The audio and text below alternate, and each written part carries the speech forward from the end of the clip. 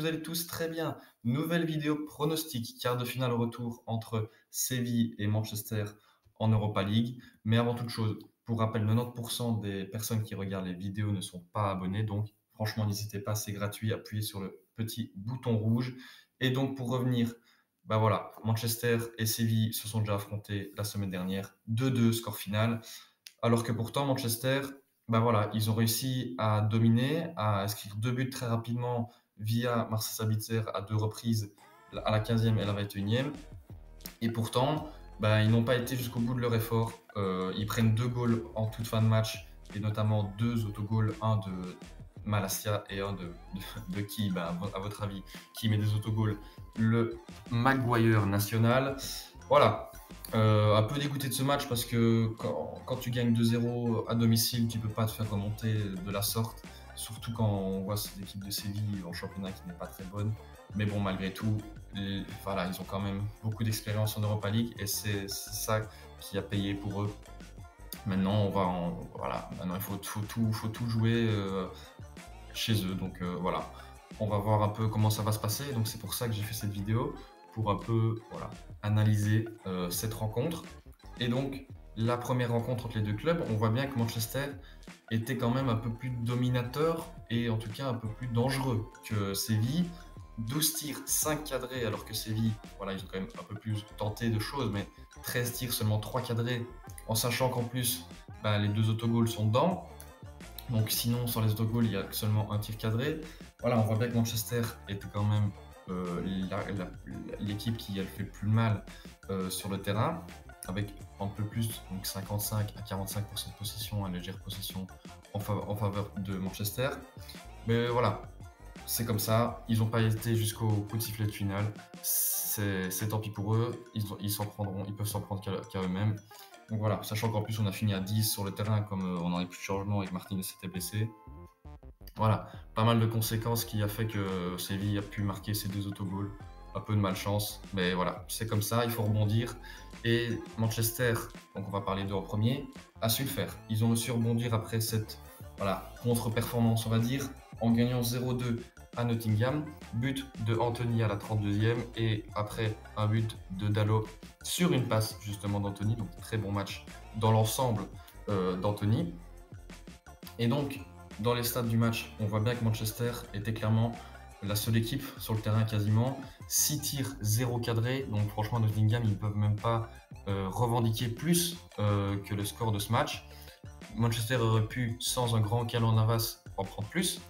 Donc franchement, très rassurante cette rencontre, en sachant qu'en plus, on avait quand même pas mal de blessés.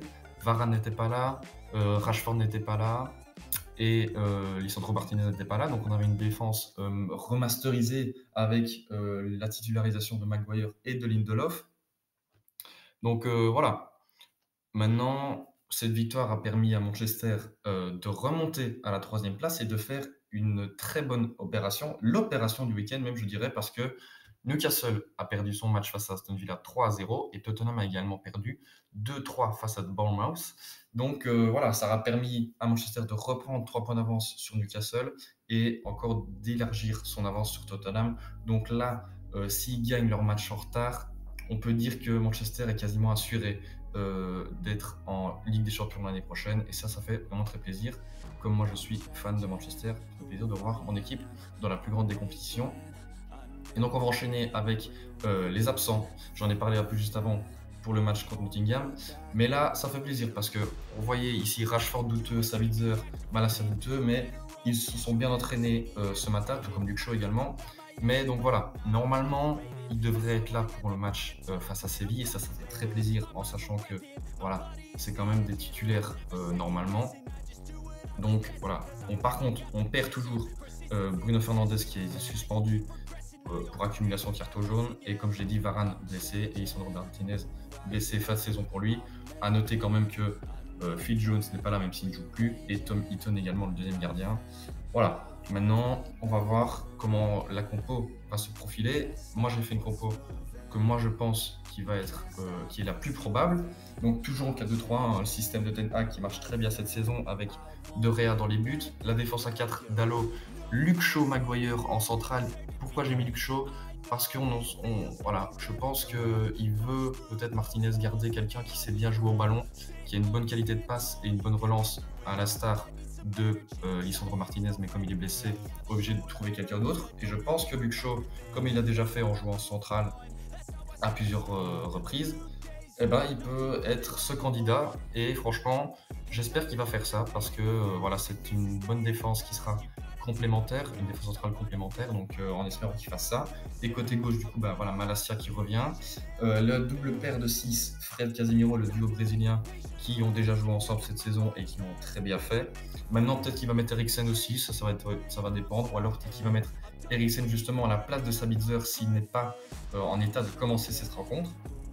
Mais du coup, moi j'ai mis comme ligne offensive Anthony, Sabitzer, Sancho, même si je sais bien que Eriksen peut très bien commencer. Et en pointe, Martial. Je pense pas qu'il va faire recommencer Rashford directement en revenant de blessure. Je pense qu'il va le faire rentrer à la mi-temps ou vers la 60e minute de jeu. Voilà, maintenant ça va pour voir comment le match va se profiler et quand ce sera le plus propice à une entrée de Marcus Rashford.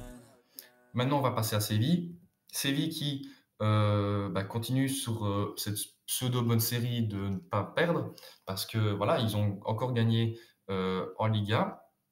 Ça faisait quand même pas mal de temps que ce n'était plus arrivé. Victoire face au 17e Valence à l'extérieur. Voilà, c'est quand même une bonne victoire, sachant que c'est à l'extérieur. Et en plus, Valence, c'est quand même un club emblématique de la Liga Santander. Et donc, Badé et Souzo qui ont marqué, et à noter l'exclusion de Moriba, l'ancien Barcelonais, à la 84e minute de jeu. En sachant qu'en plus, au niveau des stats, Séville, c'était pas les. Et même au niveau de la possession d'ailleurs, c'était pas ceux qui ont montré le plus beau jeu. Mais bon, comme face au match, comme face à Manchester United, ils n'ont pas besoin d'énormément d'occasions pour marquer. Encore une fois, 3 tirs cadrés, 2 buts, comme face à Manchester. Donc voilà, c'est une équipe avec énormément d'expérience, donc ça fait toujours peur, même si on sait bien que le niveau de jeu n'est pas exceptionnel.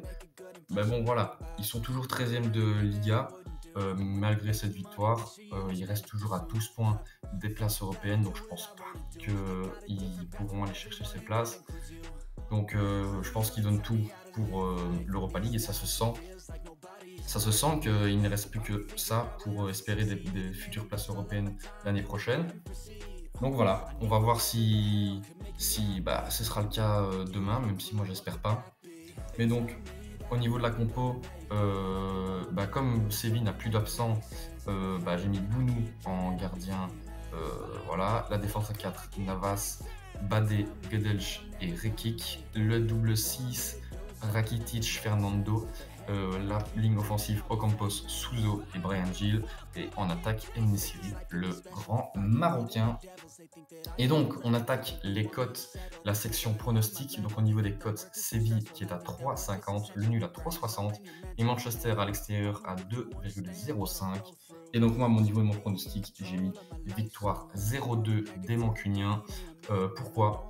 Parce que si ils arrivent à garder la même cadence qu'ils ont réalisé au match aller, ce sera une victoire assez facile, mais il faut garder la cadence jusqu'au coup de sifflet final. Ça va être un peu plus compliqué, en sachant que Séville va du coup, s'ils perdent, pousser comme à l'aller.